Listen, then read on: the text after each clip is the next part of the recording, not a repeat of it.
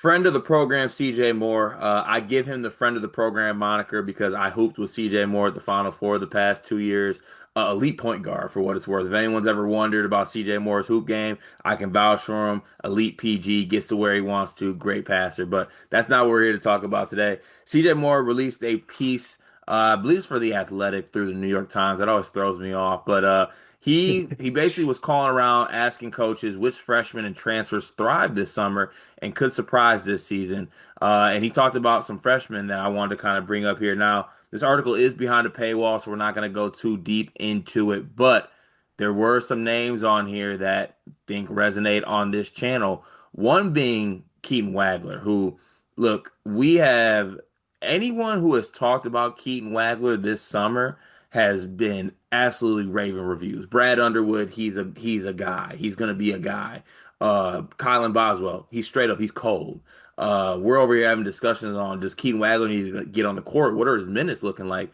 And now we're getting words from CJ Moore on this one talking about Keaton Wagler. And obviously I don't want to read the whole piece. I highly recommend everyone goes check it out. But Wagler was like this mid-major recruit basically in the year 2024. He had like Colorado State, some schools on him. He was from Kansas City originally, so he had some of those smaller schools from that area on him. But he's a guy who he's lanky, but he's 6'6", and he has this incredible ability to score the basketball. He's already changed his body a little bit, and he's just gotten rave reviews. Like his positional size was thrown up there as something that could be very beneficial to him. He's smooth. And they're saying his body's the biggest thing that he needed to kind of add to. And obviously, Illinois' weight program with Coach Fletch. It's one of the best in college basketball, best in the business. And we are now talking about basically Underwood himself was like, Wagler's a steal. He's a hidden hmm gem. And it's once again the summer of Keaton Wagler. And it's gotten to the point, Riley, where like it isn't just coach speak at this point. I think they got one with Keaton Wagler. So what do you think about him? Like, what have you seen? I don't even know if I talked about you with him before. Like, what have you seen just from his tape, his game, and how do you feel about him? Yeah, it's gotten to the point where you can't just attribute it as lip service anymore. It's gone too far at this point if it's just coach speak, if it's just trying to gas your guys up and try to coax the best player, the best effort out of them during practice, only for them to transfer a year or two for now and move down a level or whatever. Because, that's sort of what I brushed this off as when I first started seeing this Keaton Wagler buzz. It's like, come on, man, y'all turned up on this international market. You got the Balkan Five coming in, or I guess the Balkan. How many Balkans do they have coming in versus returning? I mean, they're balking up. They're Balkan. Let's just leave it at that. Two Balkans are turning, three coming in. And, we got the Underwood profile picture. That is this team's identity. And for the past 2 months, I mean, interact with a bunch of Illinois fans on the Sleepers Media Discord and our comments on the channel, all of that. And they can't stop talking about this kid. We have our guy Coy in the Discord who has been projecting him as a starter or among some of the most interesting lineups you can play. And that's someone who I think is dialed in. Like the fan base is fully in on this kid. And it's a smart fan base that understands what Underwood wants and the kind of system that he's going to run year in, year out. And I think what sticks out to me, especially from some of the quotes in this, is like the versatility of Wagler. I watched his high school tape and thought he was almost exclusively going to be used as a spot up shooter, in this offense. It's like you have Kylan, you have Mihalo, and you have Andrei Stojakovic, who all like the ball in their hands and who all can create to some extent. Petrovic is the true point guard. Stojakovic, I think, is more of like the bully ball wing who can, like, I guess, post up smaller guards and kick out the shooters. And then you have Kylan, who's sort of that combo who can play on or off ball, but definitely proficient in the pick and roll. But I think Wagler, to me, for him to really stick, like initially I thought he's going to be that ancillary guy who's going to finish the plays that these other guys create. But now the more I read about him, the more I watch of him, I'm like, are they just going to put the ball in Wagler's hands for stretches too and say, hey, you go make a play out of a ball screen. You get us a paint touch, collapse the defense, find Big T for a lob or whatever it might be. There's so much more to his game than shooting. And, maybe we look at these videos 5, 6 months from now. It's like, man, I can't believe we bought that hype and he's playing 7 minutes a game. Hmm. But I love the versatility that Underwood always has with these wings, and it makes them so just malleable in terms of the lineups they can throw at you. Yeah, and I think to your point, the one of the big takeaways is that when they talk about him, it is about the other things because straight up, I mean, you could even go back to the first video we did on Keaton Wagler. I was like, he did kind of have the look of a mid-major guy. I mean, he could fill it up, don't get me wrong, but it was a lot Mhm. of like, I'm shooting and playing Kansas City area local schools. And, even on the AAU circuit, he was a good player, but he was basically a shooter. Like, he was a shooter, score basketball. Now, every time someone speaks about him, it's like, I mean, he can play make. You put him in the pick and roll. He's 6'6". His frame's already getting better. And, when you get, I kind of had this thing in my mind that he would, at least in year one, be like a guy that comes in and knocks down shots. But he is a guy who can knock down shots, but that's the last thing people bring up when they talk about him. I go Mhm. back to the first thing. I bought into it when Colin Boswell straight up didn't do the coach speech. Like, just so y'all know, he's cold.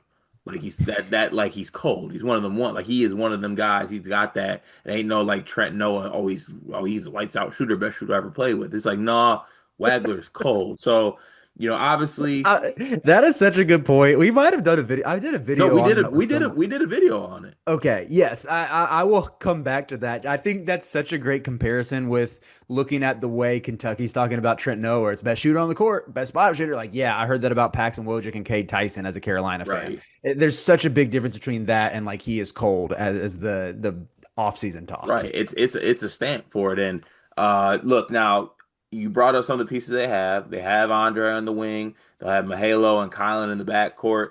But I'm gonna be very, very intrigued to see kind of how Brad uses Wagler because I think he might have something there. And to your point, one thing that Brad can do extremely well is he can find a way to utilize his wings and get them in the spots to be great. So I think he brings some versatility that I think could be very beneficial to this team. So yeah, shout out to Keaton Wagler, but the other person I want to talk about that also got mentioned in here, CJ Moore playing the hits for this channel right now.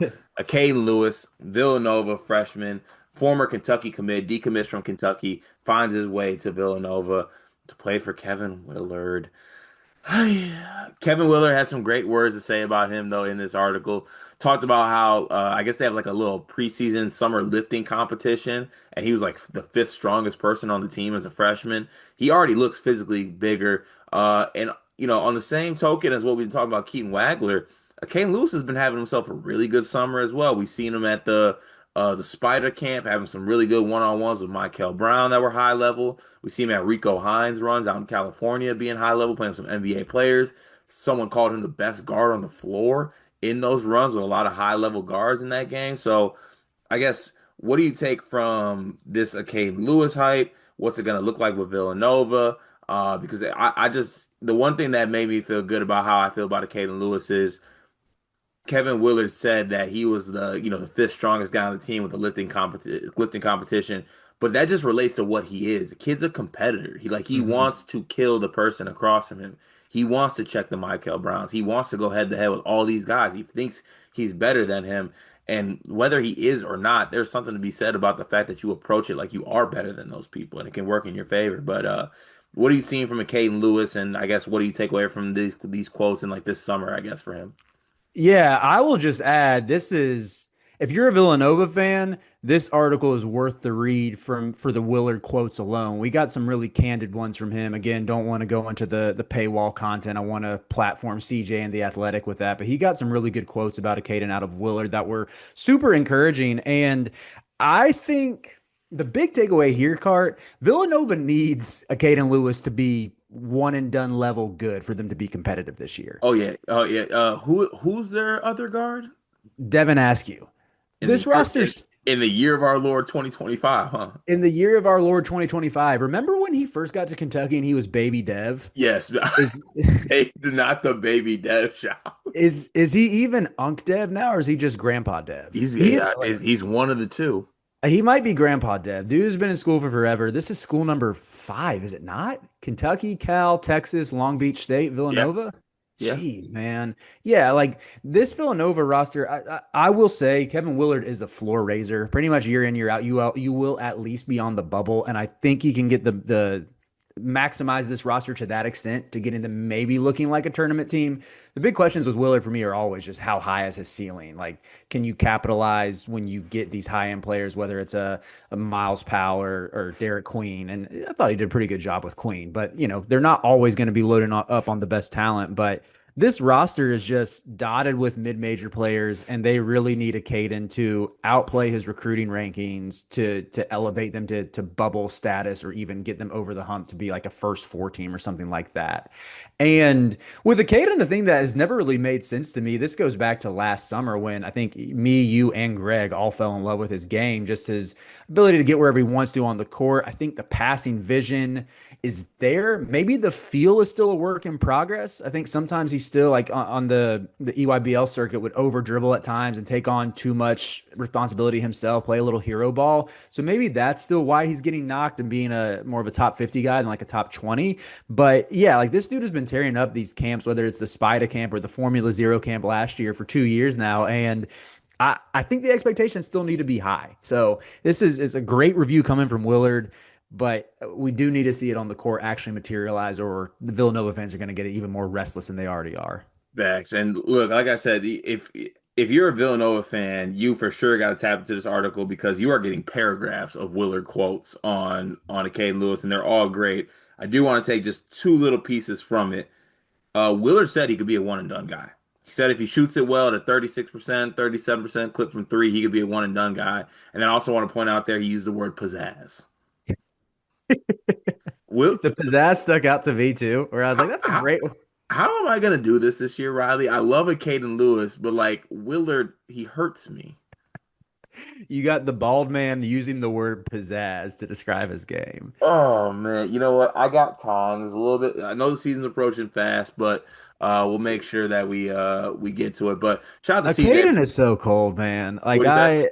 Acaden really is so cold Oh, though. Like he's just like it's something about like he's just like the 6'2" lefty that's got like some shit to him. Like that's just fun. his crossover is nasty. Like he has dudes on skates. I always thought his jumper looked good. I know the percentages weren't great on the EYBL. I want to say they might have been like low 30s, but maybe that's why Willard's harping on the 3-point shot. But yeah, if he improves that, he might be good enough, Cart, to overcome some of these Willard concerns. I agree. Going to be very, very fun to watch those two guys this year in college basketball. Shout out to CJ Moore. Like I said, everyone go check out that article. Got some good stuff on some other guys like Cole Rosario from Kansas, Matt Abel from NC State, who's been getting a lot of buzz too as well. So be sure to go check that out. Some really good candid quotes in that article.